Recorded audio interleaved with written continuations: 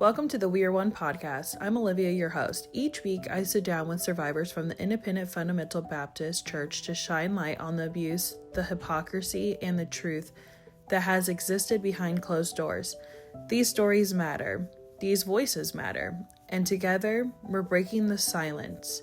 Before we begin, please note all individuals discussed in this podcast are presumed innocent until proven guilty in a court of law. Trigger warning. This episode may include descriptions of abuse, trauma, and other sensitive topics. Listener discretion is strongly advised. Now, let's get into today's episode.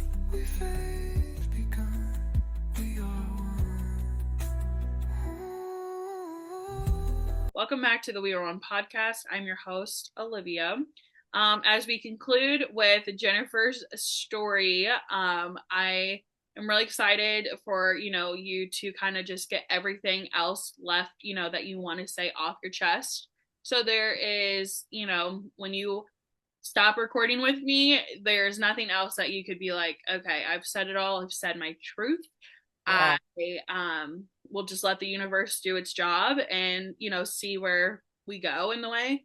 I know now this is 4 episodes where we are finding out who you are and what makes Jennifer, and a lot about with, your past within the IFB, born and raised, growing up in it, like all of it. And basically just hearing a lot of this, same things that I have experienced myself and so many people around the world have too within the IFB. But I think what makes this a little bit extra is only because of your mom's relationship with Jack Patterson and, him coming into your life as, a stepdad, stepfather wannabe. Thank you. Yes. He will never be that, but say like a wannabe and go into that role or whatever, at a like an older age, it wasn't like you were just like this little 3-year-old and just like, oh, that's like my dad. No, he came in a later part of your life. Yeah. And I know where, we left off last episode, but I would like to start this episode with just saying like, I am so proud of you and like that, you, before you even reach out to me, you were already on your healing journey.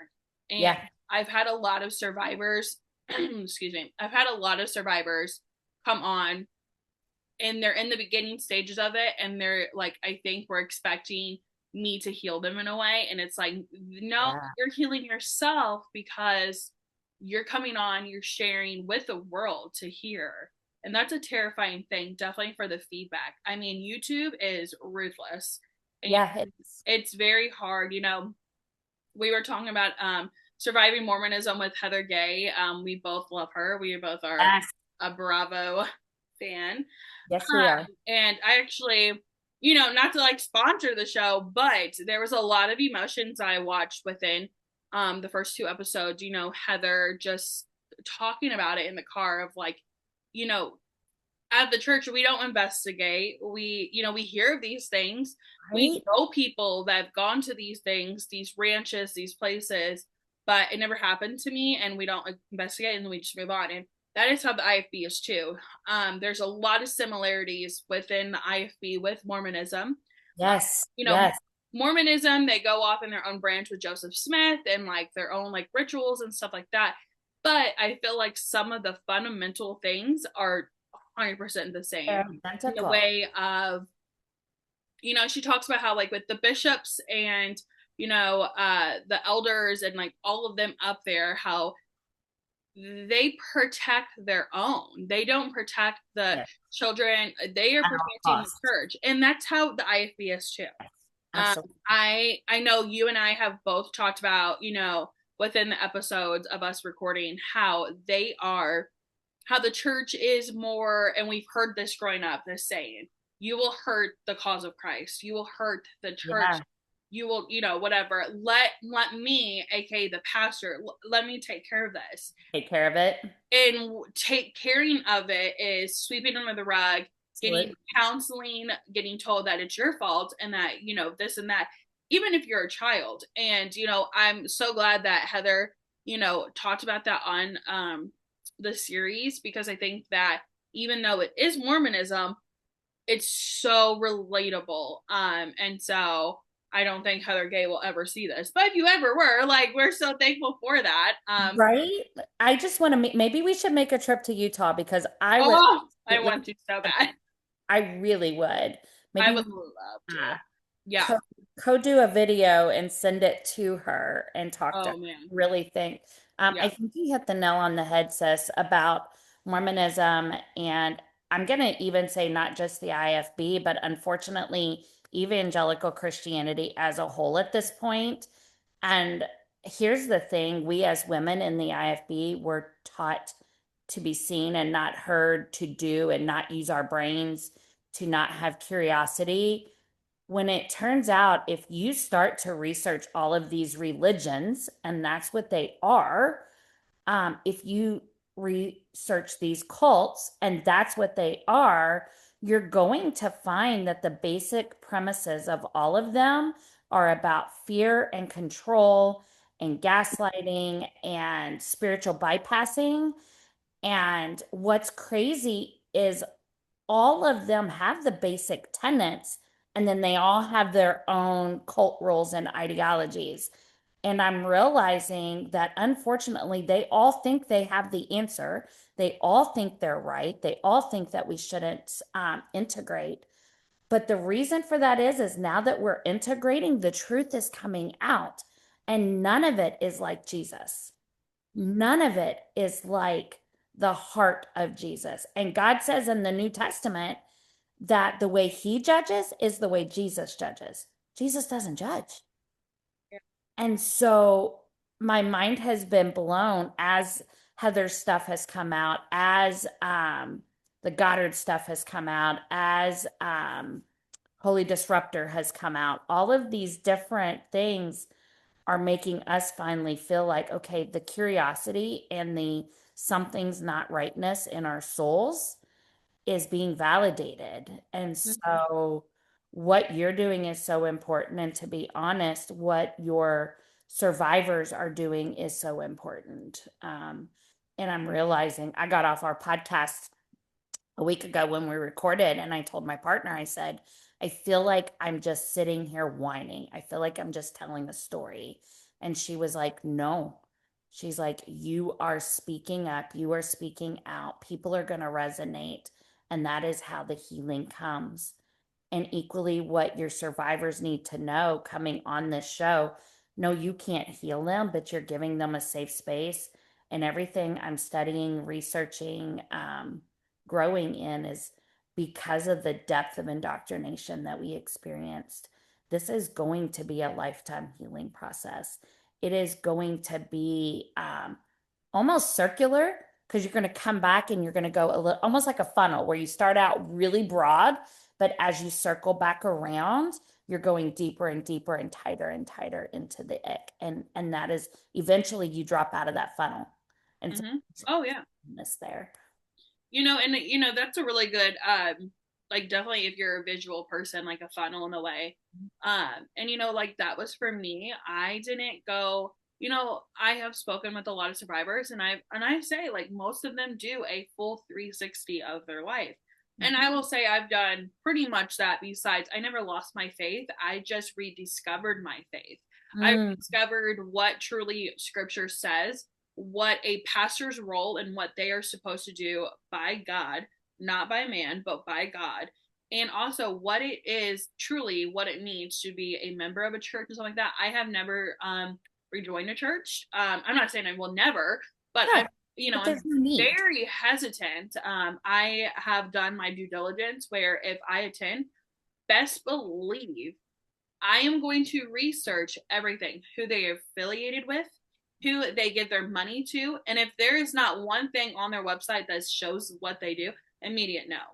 Yep. And that's just my trauma from church hurt and stuff like that. Yeah, I Yep. can sit here all day and night and talk about all the people who have hurt me, but at the like, and the real thing is, yes, that will help me, but it's not going to help me because I'm going to be like, okay, nope, I can't ever go to church, and like I don't want to ever come to that. I understand why people do.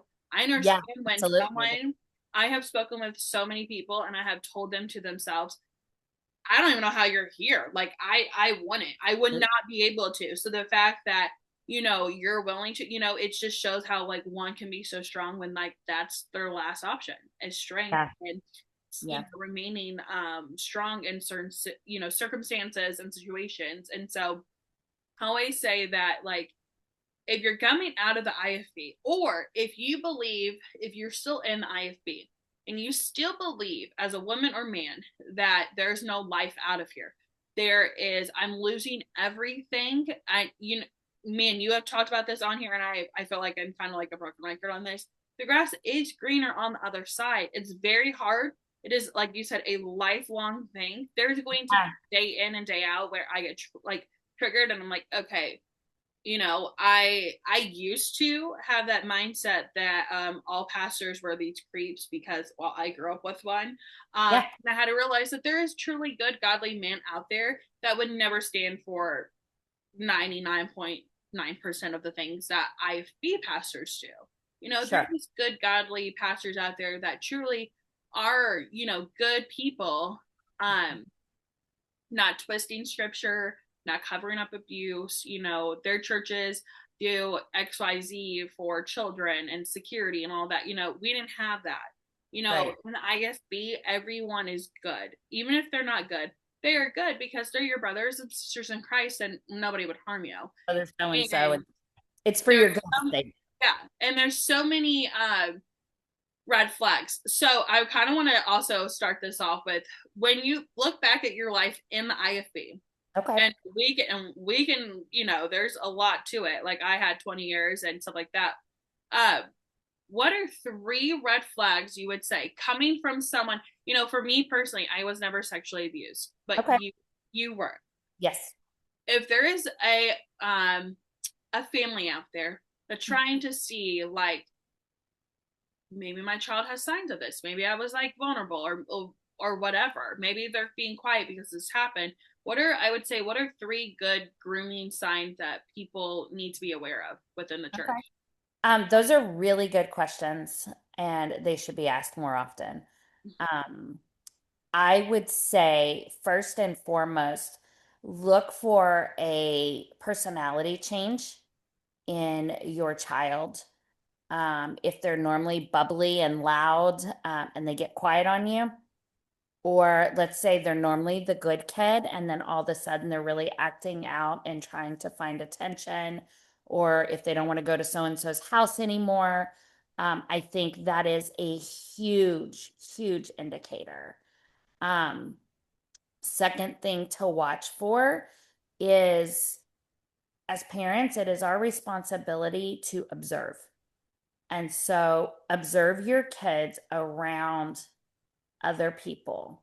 And I do mean same sex, opposite sex, adults, kids, teenagers alike.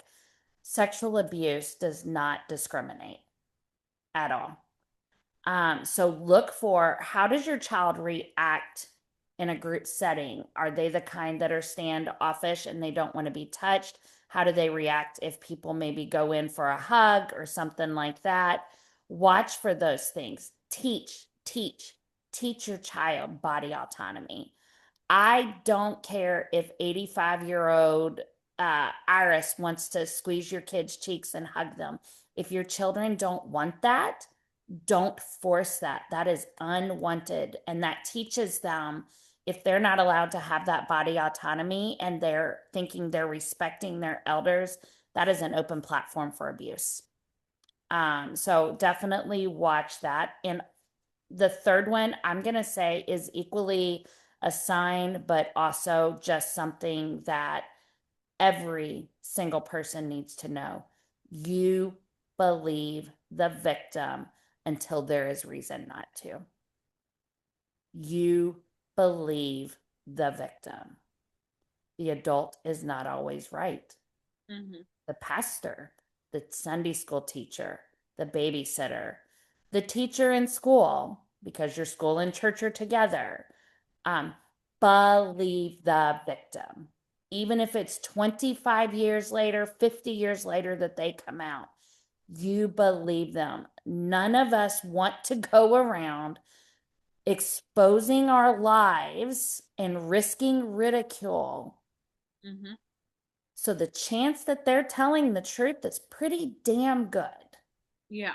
No, and I love everything you just said because I think that we're having these conversations Mhm. and you might have a family member that you look back and you're like, wow, man, the signs were there and we completely ignored it. She didn't want to give Uncle Robert a hug. And then it Absolutely. comes out that, he had did XYZ to her, or Yep. it was, oh my gosh, my for example, my uh hmm, let me hold on.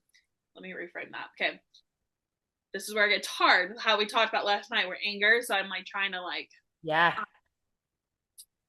where if you have a situation in your church that multiple members of the family that something had happened and it's still covered up, and then you look at their life and you have this person who's standing up there and just saying, I went through this wild stage and and God just set me free. And it's like, no, what happened was we're ignoring the big part of it. Yes. Big red Yes. flag. Yes. As an elementary child growing up in the IFB, you if you are saying that you are wild at an elementary wild, and I'm not talking about like me, I was bad. Like there's a difference between bad and wild. I feel like in the church, Sure. No, I agree. bad. And I've always said that. Like I struggled with authority because I thought like anybody tell me what to do, and there's some Sure. who are still like that, but like. And I was, smart aleck, and I was the one who always stood up and said, "No, that's not right," which is not shocking why I have a podcast now. Uh, Right? but there's sides like that where of my personality, and it's like, well, that makes sense why she is the way she is. It's But like you created for that yeah, purpose. yeah, Exactly as you 100%. are. Mhm. But the difference between like boy crazy or like using these terms that I know for a fact that IFB pastors love to do to women and Yes. children, Yes. girls, Yes. make them feel like, oh, it was their fault. And it's like, no, It's gaslighting. no, yeah, no elementary child is seeking. And if they are seeking, that's a red flag. But they don't like they will say like we know it's true, but like this is like just another form of like we're not going to say it's true because it would hurt our church and it would Yeah. hurt me. And so it's like the red flags are there, and Mhm. so many people just overlook them, but a lot of people also just turn a blind eye because it never happened to me or my family. Yes. And it's I will say I think one of the biggest dangers and Mm-hmm. one of the biggest mistakes that you can make is to tell a victim, no matter the age, sex, gender, I don't care. When you tell them, well, that wasn't really abuse because XYZ didn't happen, or you tell them, you're just wanting attention. You've always been an attention seeker. Or you say, well, maybe you misinterpreted that. So let me speak very clearly on that and let me speak very firmly. And like you have to taper the anger because I am freshly learning that anger is not a sin. Um, I was told all three of those things. I was called an exaggerator. I was called a liar. I was told that I literally was told, well, it was not sexual abuse because there was no penetration. Those are lies. And they not only damage, I need people to hear me, they destroy the internal dialogue that is created in a victim is nearly, not impossible, but nearly unrepairable. Because then you begin to question everything that you do. You doubt yourself, you destroy someone. When in fact, I later found out that multiple girls in my church had come forward to their parents saying that my stepdad made them uncomfortable. Mm-hmm. I later found out, unfortunately, for better or for worse, this is just a fact. I love my mom. I need everyone to hear that well. She's my mom. But she's wrong on this. She knew he had a propensity for messing with other women and girls and still allowed this person to be around. That is perpetuation of abuse. That is hiding of abuse for the sake of reputation. And it has done lasting damage. But I don't care if you're in a church. I don't care if you are in an office environment, if you're in school, if you're in college.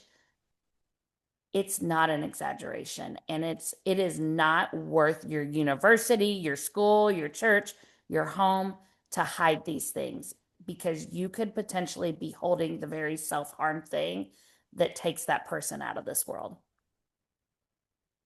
Yeah, no, I mean, that's really good key points of what you just said, because you experienced that. You got told those things. You got told. You even went to the extent of you made your bed, lay in it, type of thing. Yes, yeah, When yeah. it came to abuse within your marriage, Mm-hmm. your own mom said that. And I mean, whew, I mean, I have issues with my father, but like if my mom ever said something like that, oh my gosh, I think I would be, oh, it's hard. It's hard definitely coming from like a parent telling a child that, like your own child, Yeah, And yeah, so I feel for you, because like that's hard. So when you talked about the signs of grooming and just like important things that I think a lot of people overlook because they choose to overlook, because it's like, oh yes. no. I think there's also a lot of I think there's a lot of people out there that have been abused, okay? And it's like if I open up or if I go to therapy and I find out even more, I unlock some things that I don't want to unlock. I've had this conversation recently with someone where this person was like, I'm scared because it's like, what, I already knew XYZ was a lie, but like if I come out and say, like, oh, this and that, and unlock something, and then I really truly realize that 45 years of my life was truly lies. And I had told them, you've already acknowledged that there was lies in your life, and the things that are hiding in within your memory because it's so blocked out, your body is still physically reacting. There's a Yes, reason why you act a certain way. You choke up when you're around someone, you are quiet when you're around someone, you get uncomfortable. It's because your body is still in flight and fight mode and your mind's trying to protect it all at once. And I understand too, in the way of like, oh my gosh, if like I rediscover something and it's like, then that anger or whatever, and I've worked so hard to get through the anger stages and I don't want to go through that. What would you say to someone who's having those conflicting feelings within therapy and like rediscovering things and like finding out new things and stuff like that, and like the fear that comes within, because yeah, we're always taught, though, it's in the IFB, therapy is a no, medication is the devil, and anxiety, depression, anything really mental health is a lie from the devil. yep. And if you have Jesus in your heart, I'm telling you right now, You have all your you answers. have all your answers and you are good. And and just read this Bible verse every day. And it's like, that is so unrealistic that there's truly people out there that need medicine, and I am all for it. I've made that very clear, but I'm like, God made medicine for a reason. Mm. God made doctors, Yeah, it did. psychiatrists, so it's like, no. And people are like, well, no, that's the world. I'm like, no, Yeah. no. It's a conflated ideology and it's stupid, just to be basic. It's ignorant and it is dangerous. I'm glad you asked that question. That one is triggering for me in a good way, like as in, yeah. Here's what I have to say. I could go into all the study of the Bible and how these things are being misconstrued and taken out, but that's for another podcast, another day. Let's be honest here. The biggest advice that I can give, and probably the safest, is you were created by a God that we cannot even begin to grasp. And in saying that, He created you good, and He created you with this beautiful thing we call a gut instinct.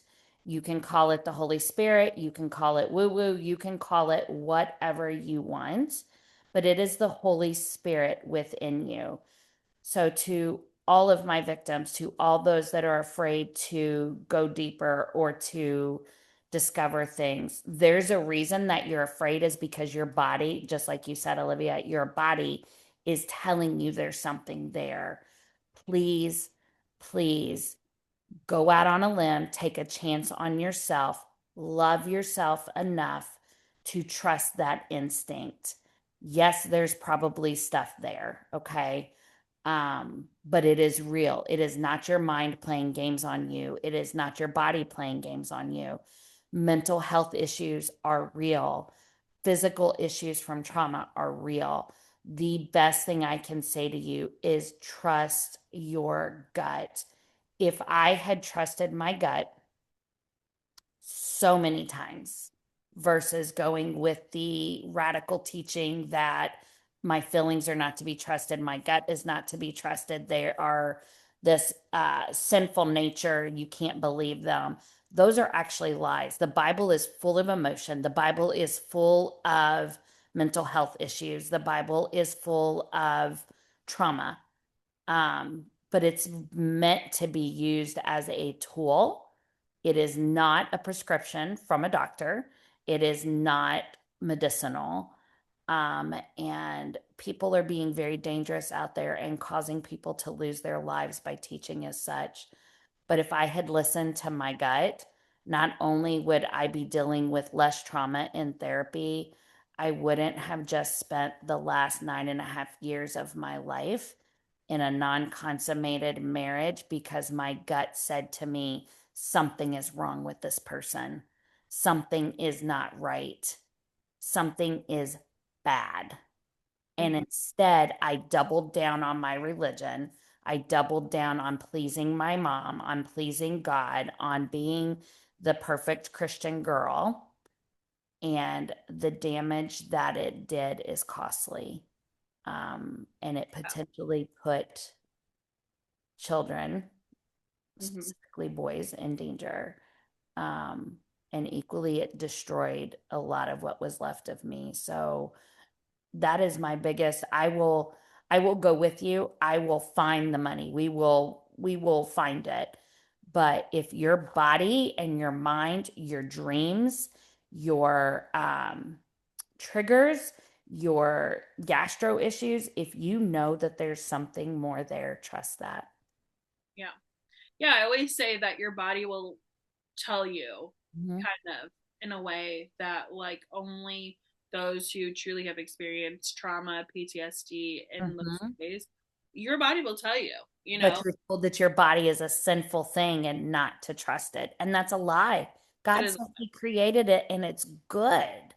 Yeah. How can you tell these children from basically nursery age that you are perfectly and wonderfully made, But you're and nasty. God makes no mistakes, and that you are loved, Mhm. but then you grow up and you hear XYZ and it's like it You're a makes worm. sense. Yeah. You deserve to burn physically. Hmm. Um, yeah, that's Yeah, a they take girl, it. that's a whole rabbit trail there. You Mhm. are opening a whole door because I no longer believe in total depravity at all. And I have scripture to back that up. So that's a whole, but yeah, you're right. Yeah, and that's something that I think a lot of people within the IFB, and those who have already got out of the IFB, it's like, how can you tell me at 3 years old that God loves all the children, but then your sermon is full of hate, racism, women, you're second class, you're a second citizen, and we were taught that as a girl, you are to go get your MRS degree. There, Yep. there's no such thing as raping your, spouse. Spouse. There is no such thing as coming forward in the way of like being believed. It was always no one's gonna believe you, so why are you bringing it up? Absolutely. Uh, it was always your fault Yeah. if you What did you some do?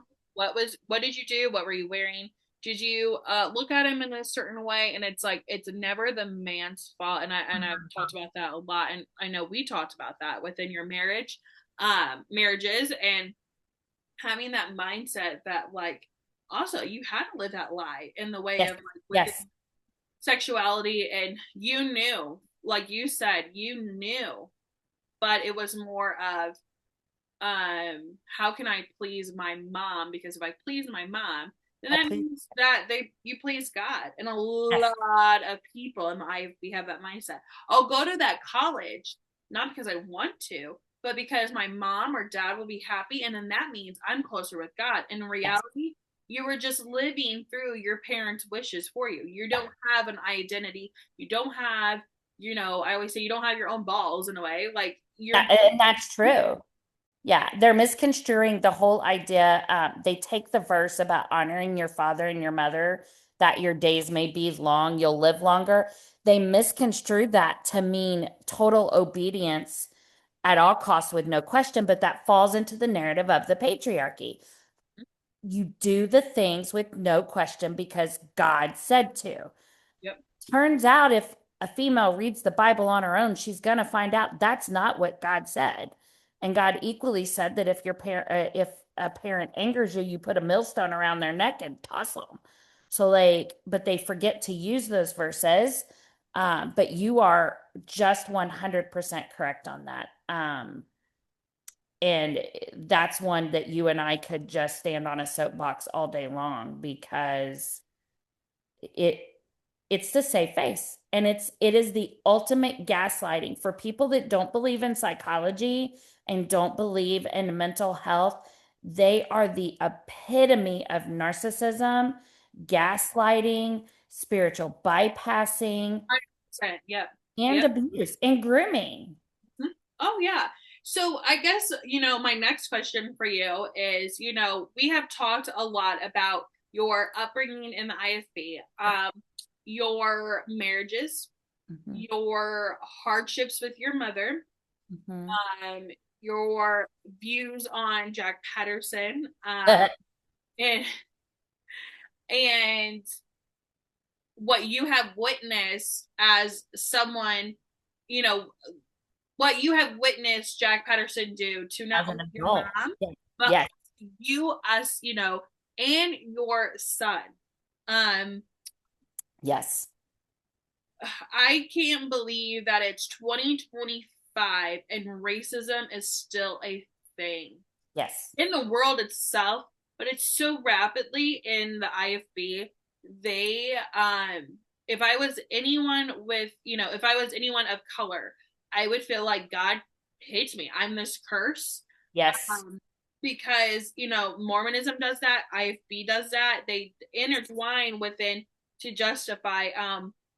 I can't tell you how many times as a young girl, a little girl, in the IFB would get told that interracial marriage was horrible, Mm-hmm. because he is cursed, and Mm-hmm. that's why he's darker than you.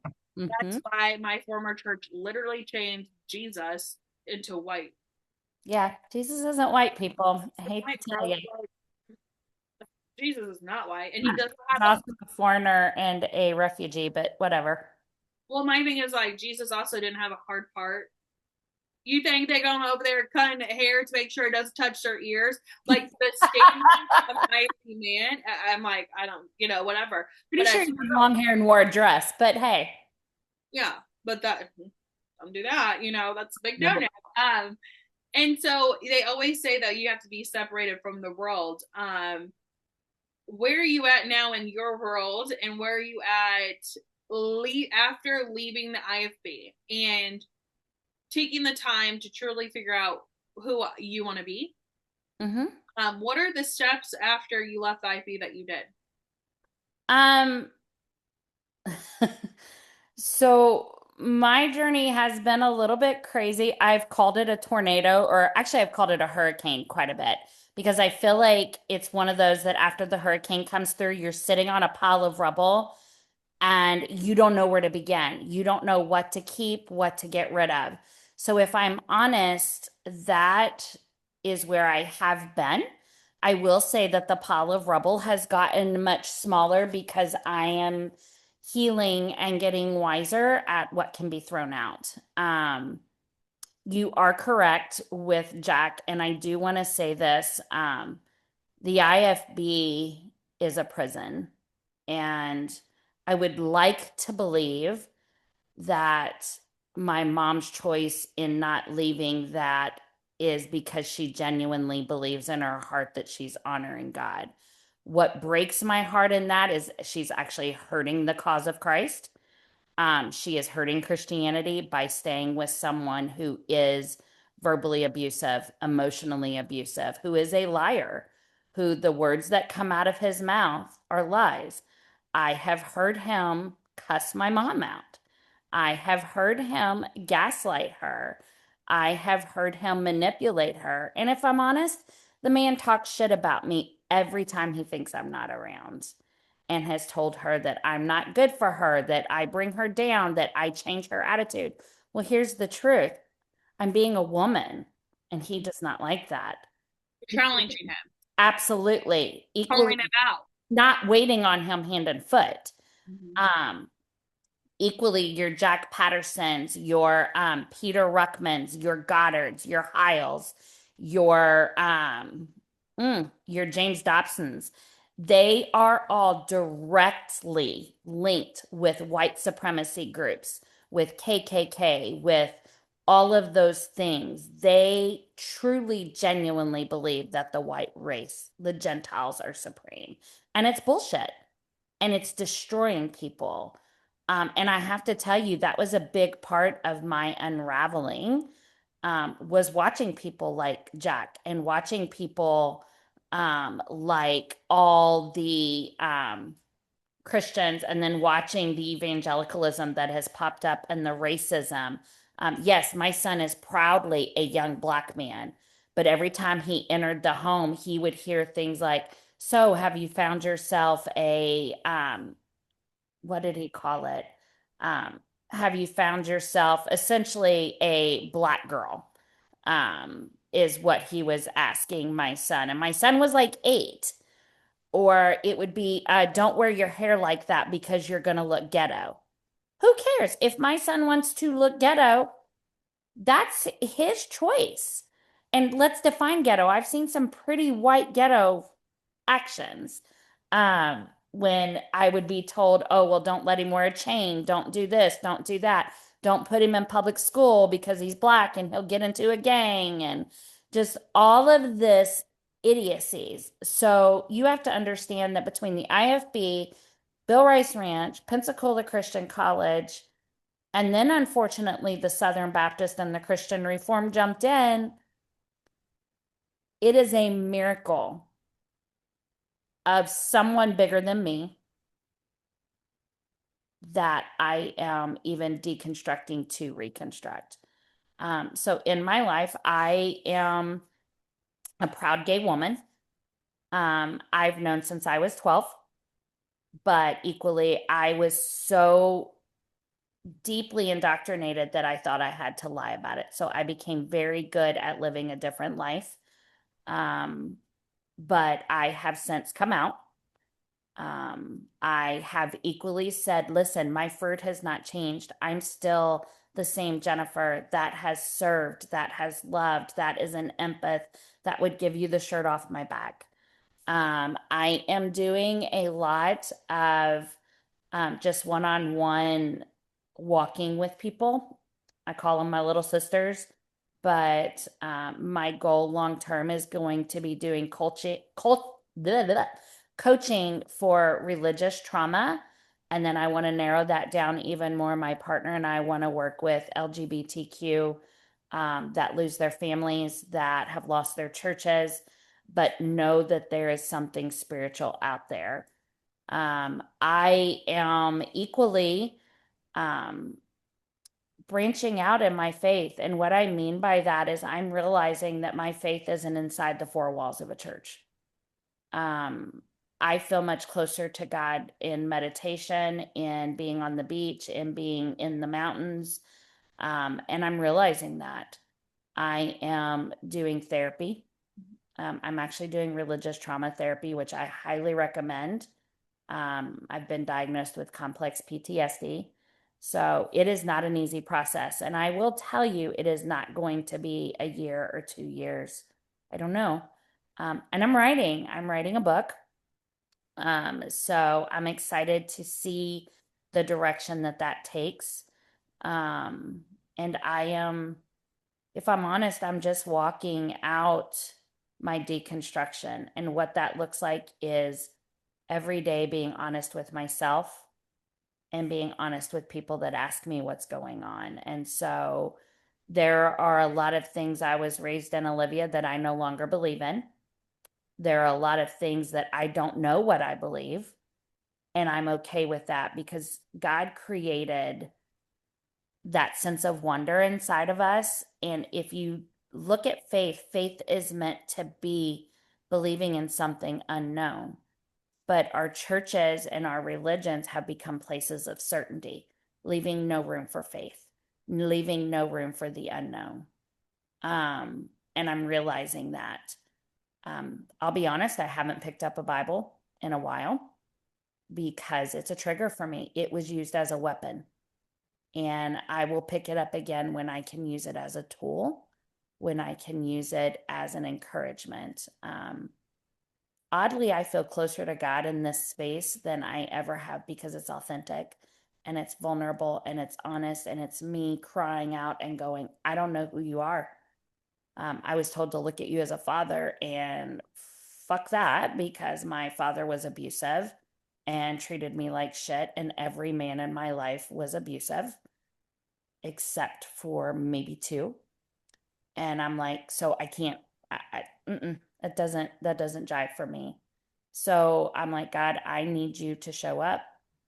Um, I am reconstructing, but it's not going to look like what other people say. It's going to look like whatever faith I have at the end of it. What I know is God says the greatest commands are to love God and to love others as yourself. And I was taught to hate myself. I was taught loving myself was sin. So I have a whole lot of work to do in what it looks like to love myself because I cannot love others well unless I love myself well. I'm in a amazing relationship with an amazing woman. She plays music for our worship team at church. Um, I know that's crazy. They know we're gay. Equally, we are a part of a chosen family. We have an amazing community group that loves one another, gives back to one another, prays together, spends time together. Um, this has cost me my family. They believe I'm sinning. They believe I am deconstructing to excuse sin.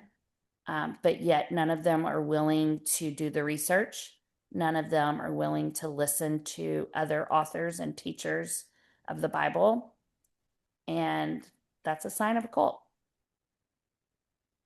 No, I think that's I have gotten to meet your partner, your the one that she's amazing, and I love that you guys both still have your faith in sense of you know most people look to your relationship as sinful and awful, Absolutely. and you're the devil in a way, right? And I'm Abomination. Yeah. But I'm glad that you and her have both been able to stand by each other and stand in your truth. And Mm-hmm. I love that you said too that your reconstructing is going to be based off within your faith. And I think that's Yeah. really important to talk about because everyone's journey to either deconstruct or reconstruct is all different.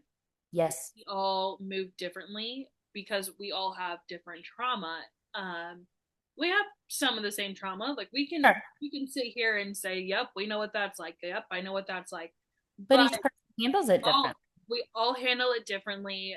We all have different perspectives. We have, some things might trigger me, and you're like, "Oh." that doesn't trigger me. What triggers me, and it's like, oh, I can't relate to that. Mhm. But that's what makes us all wonderfully and beautifully made. And they just choose to ignore it because we don't live up to the standards of what they want. Mhm. And they try to justify it with the Bible, the King James Version Bible. And it's, yeah. Written by a queer. My thing is like, at the end of the day, like, if that is true, like if the King James version, whatever, it's like then we should be talking in a whole different language because it's just not true. Um, No. and that mindset, but again, it goes back to controlling, Mhm. goes back to being a cult. I've said it 100%. I was born and raised in a cult. I Yes, you will were. change my perspective on it. I will not change my view on it. I believe wholeheartedly that the Independent Fundamental Baptist Yes. Church Yes. a cult Yes. It checked because every cult it's box. like, well, when I said that, they're like, oh, how did you escape? And it's like, we didn't escape from I don't Um, know how some of the shows on TV make it seem like. sir. But these are real life problems. These are real life people. I have lost more people. You have lost your family. You've lost more Yeah. people than we would ever imagine. Because it's like, wait, I know you, and you say you don't stand for that. So like, why aren't you on my side? Why aren't you on my team? Mhm. I go through those emotions every day, um, and it's very hard. And I know, like you said, you have lost completely your family over Yeah. this. You have lost everything. But I think the nice thing is, though, you might have lost your biological family, but you have regained a new chosen family, Yeah. and you have found your own support system, and I think that's very important. And the IFB, the support system is your pastor, your deacon, or your husband or wife who could be abusive. Mhm. There's no support truly. The support that you get is biblical counseling, and Jesus solves it all, and that this and that. And it's like, yeah, Jesus can solve it all, but I also believe that there's just some fundamentally things that are chemically wrong with people that it won't change. Um, Yes. and so I know that speaking with you and talking about your journey, and there's probably so much more that we could sit here and just talk about what you went through and what I went through, and all that. I know you mentioned a book, and I'm so excited for whatever that day may bring, that your book comes out and you get the feedback that you deserve in the way of validating. And I know I can't wait to read it. I know you are working on it. Is there anything in the book that we could like look forward to? It is going to, so I had changed my direction of it. I will say that. Um, I do know that coming out of this podcast, it's given me the title of the book, which is Silent No More. And it's really going to dive, I think, into not just my story, but bringing in the fact that if I had been taught differently, if I had been raised that I was good and that I could listen to my instincts and the power of a woman, what that might look like differently. But equally, it's going to challenge the narrative, and it is going to speak truth even where it hurts. And I'm going to double down on the belief that silence is complicity, that to know something is to do better. And when we don't, we are just as guilty um, as the perpetrator. And if I'm honest, the fact that I stayed in and doubled down on my faith as a youth pastor and working with teens, I did a lot of damage because I doubled down on these lies and I shunned LGBTQ youth and I preached that rock music was going to send your soul to hell. And I had kids burning CDs and I took kids to acquire the fire. And I have to own that. I have to own that I am part of the reason that some of these adults now are in therapy. I am part of the reason my sister went through stuff. And that's painful. So I want to be able to put that in the book and to really be able to share that, but equally give hope, um, that there's better, to give hope that there is a God that loves us, and that scripture points to that, that nature points to that, that humanity still at the end of the day points to goodness. And so that's the direction we're going. My goal is to have it finished in 2026. We will see how that goes if my body cooperates. And then I want to write a humorous one about red flags not being carnival and Yeah. how to just kind of from a humor standpoint, when you see red flags and your gut says don't and your gut says stop, how we can learn, even holding our faith, how we can learn to realize that that is God, that God created our bodies and our bodies are good and our bodies are protecting us. So, No, that's awesome. And I mean, I cannot wait to, continue cheering you on for your book written. Like, I know it's hard. Like, definitely, like, I've thought about, like, oh, writing up something, and it's like, oh my gosh, how do you fit? And like, also, like, with this too, we did 4 episodes because it's like, how do you fit all of yeah. this? And I run into that issue with like survivors, like, okay, but like, how do I fit 20 years of my life? How do I fit 30? How do I Mhm. fit? And it's like, How do I bullet point that to make it relative? And that is hard. My story is unusual with the fact that there's layers of trauma. However, what I'm realizing is as I heal, some of that will compact itself and allow me to do that. And eventually I want to speak with it. So that will allow me to elaborate between time. And I do think it's going to be a challenge of how do I get the most important things out there, um, when sometimes the tiny details are like, wait, that was so impactful, that was so good, or that was so painful, or that triggered me. And I'm realizing that if I can step out of myself and step out of my head for just a little while, even if it's an hour with you or an hour writing, um, things tend to take care of themselves and things tend to come out as they should. And if there's more clarity wanted or needed, those doors and opportunities open up. I believe in manifesting that. I believe in just staying open to what my gut says to say or do. yeah, no, and I love that. What is going on with my voice today? I love that you're able to, though, look at it in a way of motivation, manifestation, and healing all in, three in one. Because it's easy just for us to result in anger, bitterness, and don't get Absolutely. me wrong, those are okay. Those are okay Those emotions. are valid. Those Yes. are very valid. I feel like in definitely certain circumstances. Wow, I can't speak today either. Um, it's very valid to have those, and if you don't have those emotions, then like that's Spiritually bypassing them. yeah. Yeah. Um, and I know that uh we have planned more for you to be on this platform, Yes. which people will probably will think that you would be like a co-host or something. So let me put that in there. I love you, but I will never have another co-host. Learned my lesson on that one.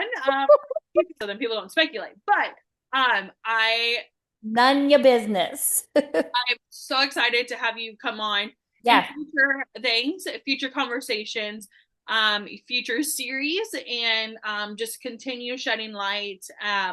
I know also, you said too, eventually you and your partner are Yeah. going to start a podcast and help others within the LGBTQ. And so I'm excited to, help you with that. If you have any questions, Yes. Yes, absolutely. I'm sure we'll be collaborating on all the things. yeah, so no, I'm really excited and I loved having you on and Yes. just really getting, to continue to learn who Jennifer is. And yeah, no, Yeah, I'm still learning, so the big yeah, piece coming up I feel and like you're not constantly evolving. Like that's another yes, issue. yes, that's a whole podcast in and of itself. Yeah. Yes.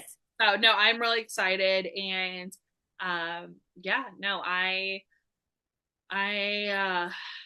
it's one of those things where like when I end a series, it's like now it's like a waiting game. Like, okay, what's people gonna think? What are people gonna say? All that. And now that I'm on my third season, I'm like, let the people say what they I want. was going to say, Yeah, let them think what they think, let them say let what them, they you know, say. like Mel Robbins says, let them think what Yeah, they want. absolutely. Let them come to you. But you'll be surprised. A lot of people who have been on has said it's helped their relationship. Hearing, they have opened up in a way that they probably could never face to face with the person because it's just hard. Yeah, So to hear absolutely. it, on this type of platform, it was easier for them to understand and actually listen. I think too when we're in these conversations, like I've said on my past episodes, I would love for any IFB pastor to come on and we like kind of debate. But Sure. I also think that in a way too, it would be very hard for me to just like have that. Mm. Um, because knowing me, I'd be like, oh, and instead of us talking and listening, we would just be talking over and stuff like that. So I think with when survivors come on here, it's just easy for them just to be like, okay, here's what I said, and this is how I feel, and then like do that instead of like having those, when you sit down with someone, it's like, did we really listen to each other? No, we talked over each other and trying to see who can up one. So I think that, having, 4 episodes with you, yeah, 4 episodes with you and just really getting to know who you are and stuff like that is very important.